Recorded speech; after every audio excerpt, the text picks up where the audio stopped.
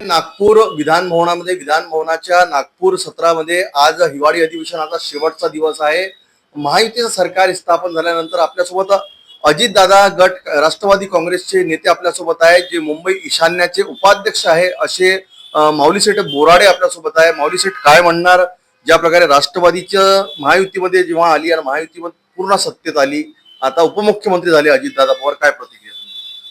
महाराष्ट्र राज्याचे मुख्यमंत्री देवेंद्र फडणवीसजी साहेब, उपमुख्यमंत्री शिंदे साहेब आणि आमचे लाडके नेते अजितदादा पवार उपमुख्यमंत्री साहेब यांनी एकदम अतिशय चांगलं काम केलेलं आहे.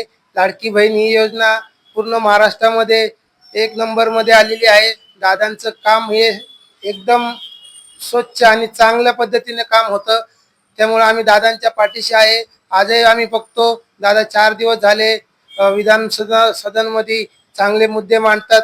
धडक पूर्ण एका वाक्यामध्ये पूर्ण कारवाई करून लगेच विषय मार्गी लावून टाकतात आणि इथून पुढे बी महाराष्ट्राचा गतीने विकास होणार आहे महाविकास आघाडीचा. त्यामुळे फक्त दादा एकच महायुती सरकार हे ताकदीने उभे राहणार आहे आणि आम्ही त्यांच्या पाठीशी आहे. दादा आमचे सर्वात वरिष्ठ नेते आहेत पक्षाचे. दादा जे बोलतील ते आम्ही काम करू आणि दादांच्या पाठीशी राहू. एकच दादा, अजित दादा. काय म्हणणार, येणारी स्थानिक स्वराज्य संस्थेच्या निवडणुकीमध्ये राष्ट्रवादीला चांगलं यश मिळेल? राष्ट्रवादीला चांगलं यश मिळणार आहे. दादांच्या कामाबद्दल काहीच शंका नाही. दादा कुठलंही काम घेतलं तर पूर्ण मार्गी लावतात आणि सकाळी 6 वाजल्यापासून दादा काम करतात. मी स्वतः बघितलेले 4 दिवस झाले. मी अधिवेशन संघ पक्षाच्या कार्यालयात असतो मी.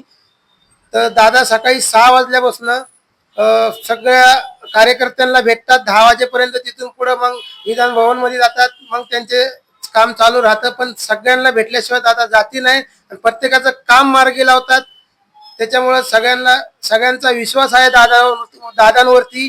दादा महाराष्ट्राचा विकास 100% करणार आहे. काय म्हणणार, शेतकऱ्यांच्या शेतीमालाला विदर्भात भाव मिळाला? शेतकऱ्यांच्या शेतीमालाला बी भाव देणारे दादा. सोयाबीन असू, कापूस असू, संत्री असू. आता दादांनी लक्ष टाकलेले म्हणजे की शेतकऱ्यांना पूर्णपणे वीज बिल माफ करायचे, कर्ज माफ करायची. देवेंद्र फडणवीस साहेब हे बोललेले आहेत, शिंदे साहेब बी बोललेले आहेत.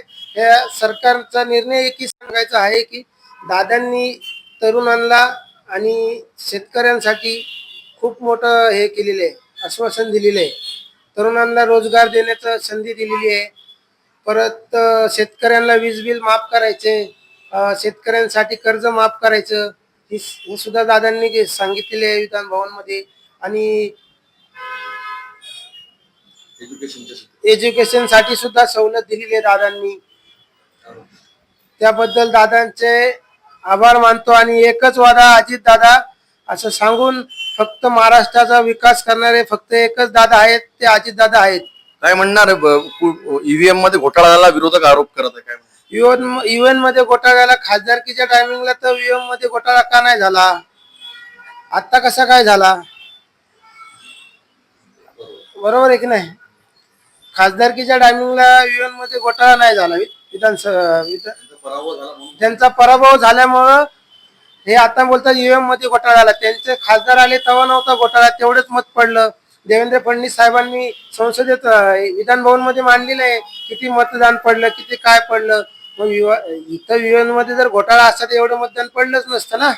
महत्वाचा प्रश्न, ज्या प्रकारे महायुती सरकार आलं, स्थापन झाल्यानंतर आता राष्ट्रवादी काँग्रेसमध्ये भाऊगर्दी वाढलेली आहे. बंडखोर जे आहे ते आता राष्ट्रवादीची ते दिशा पकडत आहे. शिवसेनेचे म्हणा, भाजपचे म्हणा, काय म्हणा, येणाऱ्या स्थानिक स्वराज्य संस्थेवर त्याचा असर होणार काय नाही. दादांकडे बघून लोक येतात. दादांचं प्रेम आहे सगळ्या कार्यकर्त्यांवरती. दादांचं बी त्यांच्यावरती प्रेम आहे, त्यांचं बी आहे राष्ट्रवादी पक्षावरती प्रेम आहे सगळ्यांचं. दादांना बघून सगळे कार्यकर्ते एक एक आमच्याकडे येत आहे. त्यामुळे आम्हाला काही प्रॉब्लेम नाही. ज्यावेळेस मुंबई महानगरपालिका येईल त्यावेळेस दादा आम्हाला आदेश देतील काय करायचं काय नाही, आम्ही काम करूया दादांच्या आदेशानुसार. आपल्यासोबत होते माऊली शेठ बोराडे, मुंबई ईशान्याचे उपाध्यक्ष, अजितदादा पवार गटाचे नेते आहेत. विधान भवनामध्ये त्यांची भेट झाली आणि विधान भवनामध्ये त्यांनी म्हटलं की शेतकऱ्यांचं वीज बिल माफ होऊन शेतकऱ्यांना कर्जमुक्त केल्या जाईल आणि विशेष म्हणजे या महाराष्ट्रात सर्वांगीण विकास घडवून आणणार. मी कॅमेरा पर्सन नितेश किल्लेदार, सिटी न्यूज विधानभवन नागपूर.